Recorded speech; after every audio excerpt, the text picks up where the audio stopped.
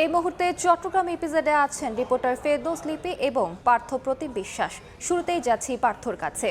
পার্থ, চট্টগ্রামের ইপিজেডে Adams cap and textile লিমিটেডের কারখানায় যে ভয়াবহ অগ্নিকাণ্ডের সূত্রপাত হয়েছে প্রায় 2 থেকে আড়াই ঘন্টা আগে, সে আগুন কিন্তু এখনও সামান্যতম পরিমাণও নিয়ন্ত্রণে আনা সম্ভব হয়নি। এবং আমরা দেখছি ফায়ার সার্ভিসের 16টি ইউনিট কিন্তু এই মুহূর্তে আগুন নিয়ন্ত্রণের চেষ্টা চালাচ্ছে। সেই সাথে নৌবাহিনী, বিমান বাহিনী, যারা অগ্নি নির্বাপক দলের সদস্যরা রয়েছেন তারাও কিন্তু আগুন নিয়ন্ত্রণের চেষ্টা করছেন। সেনাবাহিনী রয়েছে, পুলিশ রয়েছে। আপনারা দেখতে পাচ্ছেন, আমরা ফায়ার সার্ভিসের ঊর্ধ্বতন কর্মকর্তার সাথে কিছুক্ষণ আগে কথা বলেছিলাম। তিনি আমাদেরকে জানিয়েছে এটি একটি টাওয়াল ফ্যাক্টরি, যে কারণে আগুনের তীব্রতা বেশি এবং আগুনটি এটি একটি 8তলা ভবন। আগুনটি লেগেছে উপরের দিকের এবং যখন আগুনটি লেগেছিল বেশিরভাগ শ্রমিক কিন্তু নেমে এসে পেরেছে, এমনটি কিন্তু আমাদেরকে বলেছে ফায়ার সার্ভিসের কর্মকর্তারা।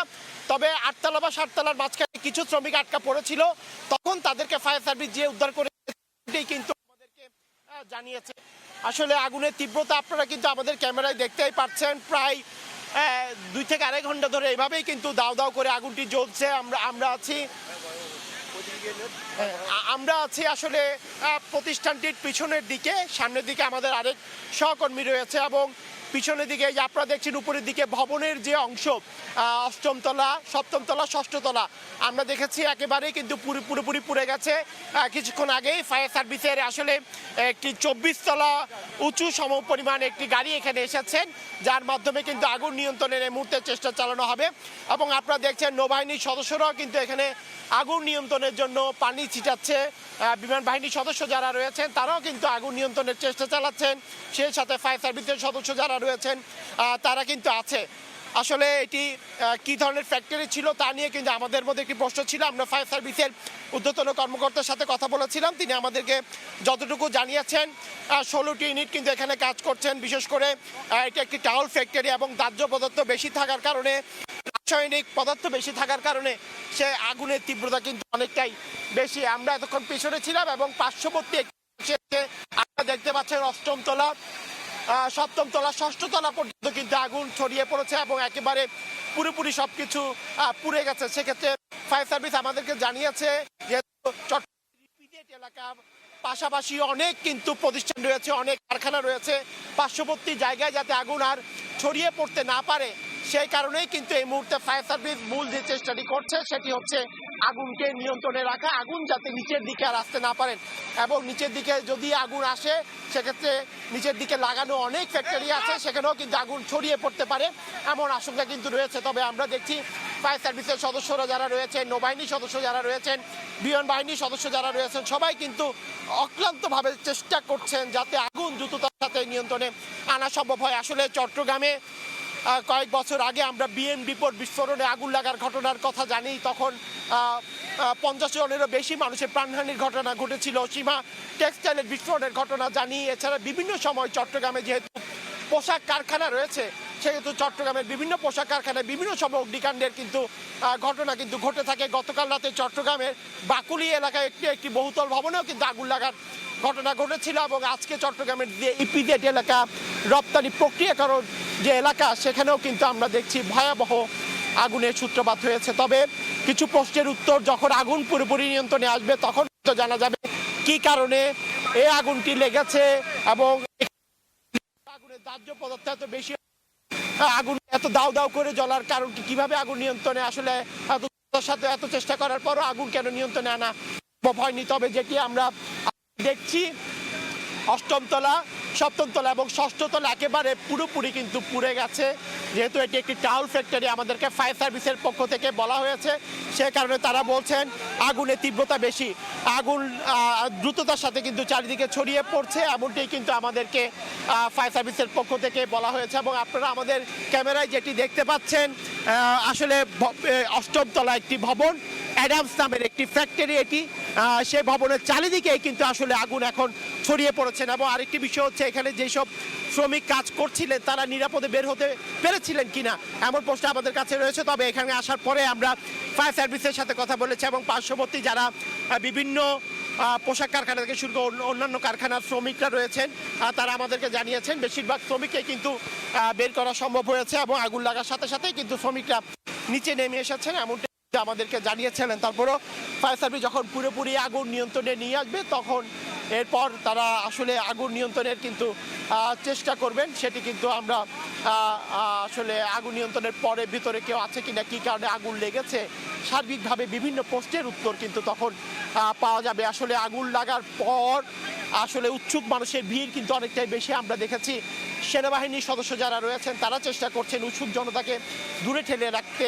এছাড়া পুলিশ সদস্য রয়েছে এবং আগুন নিয়ন্ত্রণে কিন্তু ফায়ার সার্ভিসের ইউনিট, বিশেষ করে ইপিজেড এলাকার আশেপাশে যেসব ইউনিট রয়েছে তারা যেমন এসেছে, যেহেতু আগুনের তীব্রতা ভয়াবহতা অনেক বেশি, সে কারণে কিন্তু পার্শ্ববর্তী যত ইউনিট রয়েছে ফায়ার সার্ভিসের সবাই কিন্তু এখানে এসেছেন এবং আগুন নিয়ন্ত্রণের এই মুহূর্তে চেষ্টা চালাচ্ছে। সেই সাথে নৌবাহিনীর সদস্য যারা রয়েছেন, নৌবাহিনী ফায়ার সার্ভিস এই টিম কিন্তু এখানে কাজ করছেন। বিমান বাহিনীর অগ্নি নির্বাপক দলের সদস্য যারা রয়েছেন তারাও কিন্তু এখানে কাজ করছেন। সেনাবাহিনীর সদস্য রয়েছেন, সবাই চেষ্টা করছেন যাতে দ্রুততার সাথে কিন্তু আগুন নিয়ন্ত্রণে আনা সম্ভব হয়। তবে আমরা যেটি দেখছি, দাউ দাউ করে কিন্তু অষ্টম তলা, সপ্তম তলা, ষষ্ঠ তলা পর্যন্ত একেবারেই দেখা যাচ্ছে ভিতরে যে জিনিসপত্রগুলো ছিল বেশিরভাগ একেবারেই সব কিছু কিন্তু পুড়ে গেছে।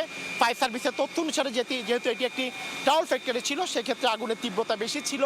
আগুনের তীব্রতা বেশি থাকার কারণে কোনোভাবেই আসলে এই আগুন সহজে নিয়ন্ত্রণে আনা সম্ভব হচ্ছে না। প্রায় 2 থেকে আড়াই ঘন্টারও বেশি সময় অতিবাহিত হয়ে গেছে। এখনো পর্যন্ত আমরা দেখছি আগুন কোনোভাবেই কিন্তু নিয়ন্ত্রণে আনা সম্ভব হয়নি।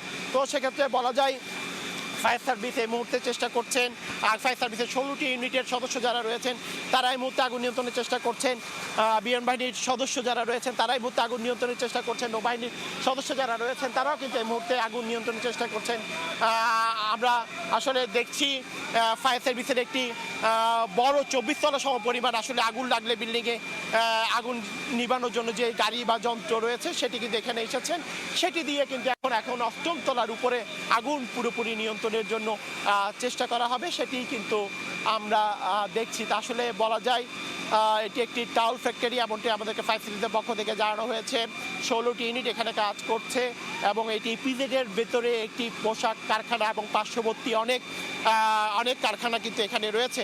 সেক্ষেত্রে দ্রুততার সাথে এখন ফায়ার সার্ভিস যেটি চেষ্টা করছেন আগুন যাতে আর নিচের দিকে আসতে না পারে, সেই বিষয়টি তারা চেষ্টা করছেন। আগুন যেখানে লেগেছে 8ম, 7ম, 6ষ্ঠ তলা যেখানে আগুন লেগেছে সেই জায়গায় আগুনটিকে আটকিয়ে রাখার চেষ্টা করছেন, সেটি কিন্তু আমরা দেখেছি। এবং এই মুহূর্তে আপনারা দেখতে পাচ্ছেন ফায়ার সার্ভিসের সদস্যরা, সেনাবাহিনীর সদস্য যারা রয়েছেন সবাই একসাথে কিন্তু এই মুহূর্তে চেষ্টা করছে নিরবচ্ছিন্নভাবে যাতে পানির সরবরাহটুকু থাকে, সেই পানির সরবরাহের মাধ্যমে যাতে দ্রুততার সাথে আগুন নিয়ন্ত্রণে আনা সম্ভব হয় সেই চেষ্টাটুকু কিন্তু আমরা দেখছি।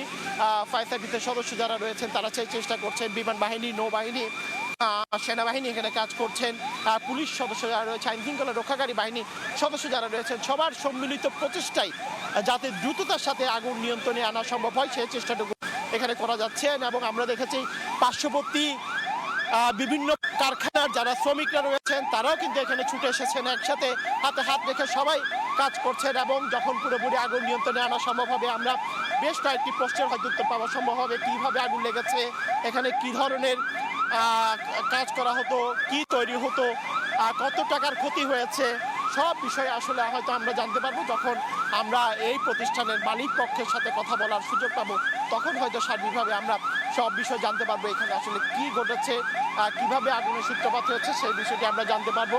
শ্রমিক যারা রয়েছেন সবাই নিরাপদে বের হতে পেরেছিলেন কিনা সেই বিষয়টিও কিন্তু আমরা আসলে তখন জানা সম্ভব হবে। এই মুহূর্তে আমরা কিছুক্ষণ আগে ফায়ার সার্ভিসের ঊর্ধ্বতন কর্মকর্তা জসিমউদ্দিনের সাথে কথা বলেছিলাম, তিনি আমাদেরকে জানিয়েছেন ফায়ার সার্ভিসের 16টি ইউনিট কাজ করছে। ফায়ার সার্ভিসের 8ম তলায় আসলে আগুনটি কিন্তু লেগেছে, এরপর 7ম তলায়, এরপর 6ষ্ঠ তলায় কিন্তু এই আগুনটি লেগেছে। এই মুহূর্তে আপনারা দেখছেন বাংলাদেশ বিমান বাহিনীও কিন্তু আসলে এখানে এসেছেন, তাদের পক্ষ থেকে তাদের আরেকটি গাড়ি এখানে এসেছে, সেই গাড়ি থেকেও কিন্তু পানি ছিটানো হবে এবং সেই পানির মাধ্যমে আগুন যাতে দ্রুততার সাথে নিয়ন্ত্রণে আসে, একসাথে যৌথভাবে কিন্তু সবাই কাজ করছেন। ফায়ার সার্ভিস, নৌবাহিনী, বিমান বাহিনীর যারা ফায়ার ফাইটাররা রয়েছেন সবাই কিন্তু চেষ্টা করছেন যাতে এই যে প্রতিষ্ঠানটিতে ভয়াবহ অগ্নিকাণ্ডের ঘটনা ঘটেছে সেই ঘটনা যাতে আগুন যাতে দ্রুততার সাথে নিয়ন্ত্রণে আনা সম্ভব হয়। তবে একটু জানিয়ে রাখি, চট্টগ্রামে আমরা বিএম ডিপোর ঘটনা জানি, সেখানে ভয়াবহ বিস্ফোরণের ঘটনা ঘটেছিল,